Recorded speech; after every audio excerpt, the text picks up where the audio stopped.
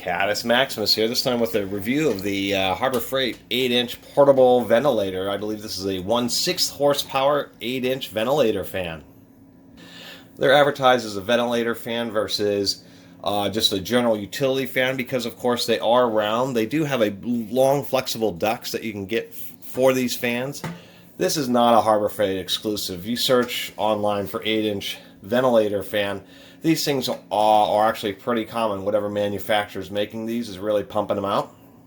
These things are pretty common in work environments when you're working in enclosed spaces. There's all sorts of breweries, food manufacturing, etc., where people have to climb inside and clean tanks. And so many times, actually all the time, you would have some type of ventilation fan that moves a fair amount of air. This one's rated at 1,590 free-flowing cubic feet a minute.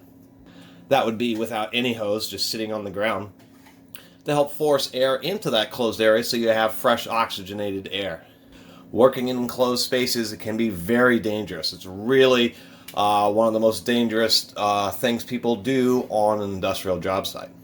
And I always like to mention that, just because there's not a lot of people think, well, who really climbs into enclosed spaces? Surprisingly enough, a lot of people do. Talking about that because I just read an article where a couple people had had an unfortunate incident and due to lack of oxygen, cleaning out a tank.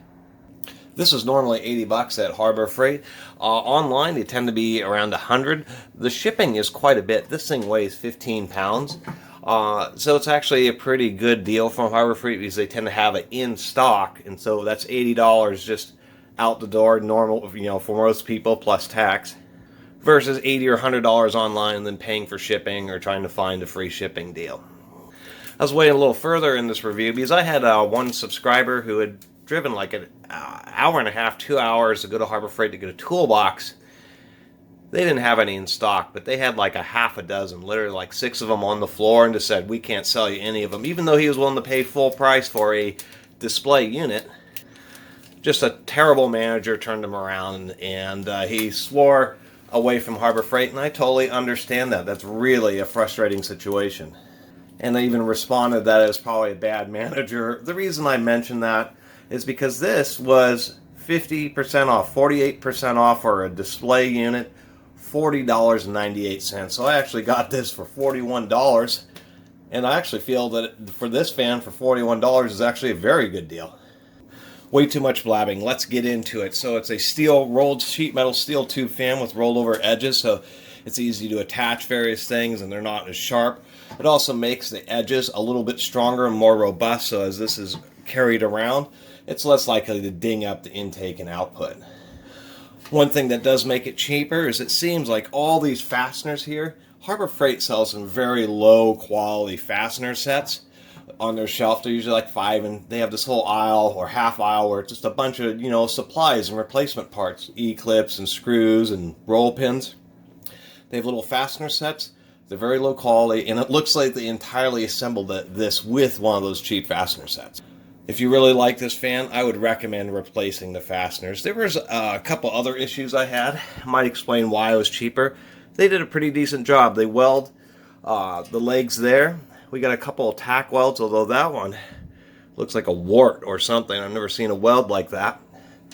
Unfortunately, on this side, they forgot to weld it, and we just have the tack, so that's something I'm going to have to get fixed up before those feet break. It does have a pretty heavy-duty handle. It does have pretty nice and heavy-duty rubberized feet. It uses a sealed induction motor. We'll talk about that in a second. It is a cast aluminum 7-blade fan, so definitely a pretty physically robust fan. This will take quite a bit of things like sawdust, wood chips, all sorts of debris like that, with a pretty heavy-duty screen on the front and back, held in place by 4 clips. Online, there were earlier versions that had 3 clips, and they obviously had issues and had upgraded. Inside here, it really is an induction motor. We have a sealed induction motor, 1/8 horsepower, 1.4 amps, and they put the capacitor on the back so that it doesn't interfere with airflow smartly. There's 3 metal plates that support the motor. They're about 4 inches long, and so they kind of straighten the air as it comes out to reduce swirling, and actually helps with airflow. It's a very crude and rudimentary form of what something like this fan has, where it has air straighteners, but these are curved to really help with airflow.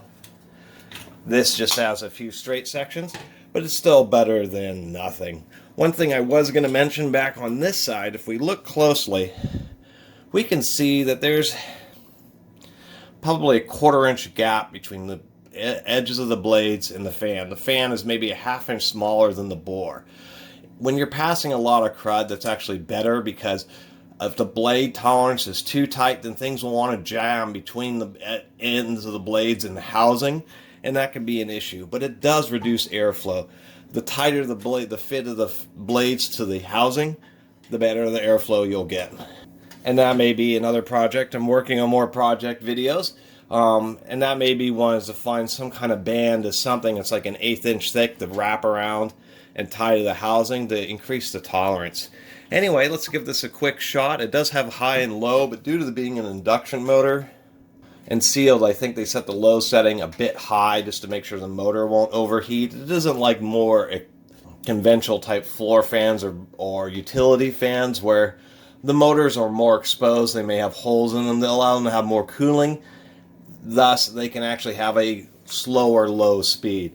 The low speed on this is basically 1400 CFM and high speed 1600. Almost so little difference. They really shouldn't even bother with the low speed, or for the extra expense of a motor that has a separate winding.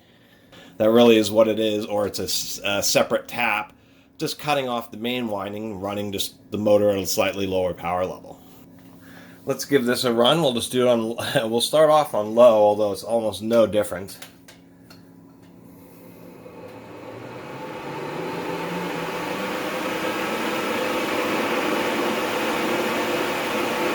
It's really not so bad, although it still is pretty loud, and we can see it's still pulling 125 watts.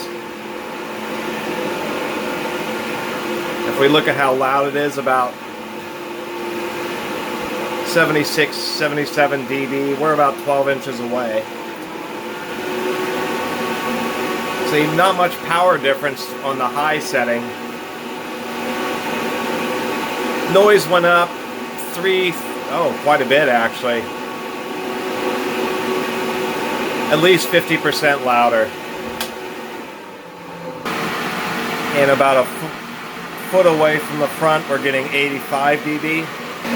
70, still about 80, 1 yard or 3 feet or 1 meter away. So basically the bottom line is it's really kind of choosing the right fan. This fan really isn't bad for the price because it has pretty heavy duty construction. The motor is fairly expensive. Sealed capacitor run induction motors, even 6 horsepower ones, just aren't the cheapest things in the world. It makes this far more reliable because it is a sealed motor. It's an induction motor. Only the capacitor can fail and the bearings can go out. That's really it. The only other thing inside the motor is a coil of physical wire.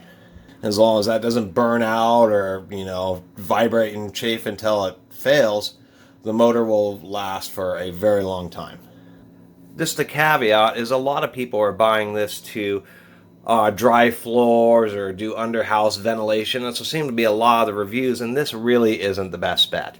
For around $80 to $100, I'd recommend this xpower P230 AT. I've done a review of this. This is only rated for 800 CFM, even though it uses more amps. It's because it's a centrifugal, and it pushes a lot more pressure. All that efficiency that's being lost is really to give you a lot more velocity. Something like this has many more advantages. 3 speeds that really are 3 speeds. On low speed, you could technically have this across the room in your bedroom to cool you off. You never have that happen with the Harbor Freight. Has other features like a built-in variable up to 3-hour timer. You've got auxiliary power outlets with the built-in circuit breaker. It has this thing where it has a foot where you can lean it up at a slide angle, tilt it up at 45 degrees, or even have it point straight up.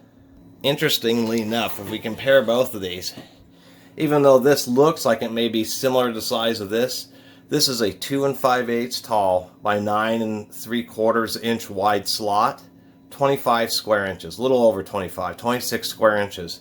This 8-inch hole, that is 50 square inches. There's almost twice as much surface area on this fan as there is on this fan, kind of showing where the difference is when with the airflow, why this seems to push twice as much air. Even though this looks like it's almost as big, it really isn't. This also produces a wide stream of air, and it really, because of its additional pressure, crafts far. So even though it moves half as much air, many people's situations, drying carpets and all that kind of stuff, you're going to be far better off with this. Plus, this is a 9-pound fan. That's like a 16-pound fan. But it has its disadvantages. This can't handle hot material. It will not like any kind of debris, dust, sawdust, all that, because it has a plastic rotor, and it can't take any kind of hot debris. They get clogged up real easy because the little fine veins in there just really like to get clogged up, especially if they, get pet hair or any of that kind of stuff. You won't want to use this to ventilate, painting areas or any of that kind of stuff, because it'll build up on that plastic thing and you'll never be able to get it off. Something like this is much better in that situation. It's just a straight linear fan. It's almost impossible to actually clog. You can use it in the paint booth until it... Actually, it's not spark or fire rated. I should mention that. But as an example, it would be able to take up so much buildup that it's almost clogged, and since it's all steel, you just pull off the fan rotor and the grill and use some solvent and clean it, and you'd be ready to go. Obviously, if there's any kind of sparks, welding sparks, grinding sparks, this would have no issue dealing with that. So, generally speaking, this would be great as a utility shop fan, a welding ventilation fan, more industrial uses, where if you're using a fan like this to simply circulate air or to try to dry things like carpets, garages in the winter where there's lots of snow, ventilation after water leaks and that type of stuff, that the blue xpower is going to be much better. But at the end of the video, I figured I'd do something a little bit fun here. Just to demonstrate the robustness of this fan, I will certainly do clean up my little mess. We've got some rice sriracha chips, and they're really not too bad.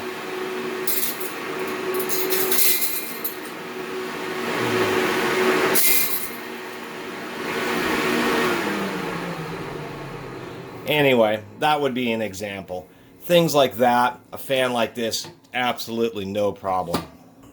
And something simple like chips, I mean, we can look closely, we can't even see on the fan blade that anything even went through there. So that's the real advantage, is just the physical robustness of this.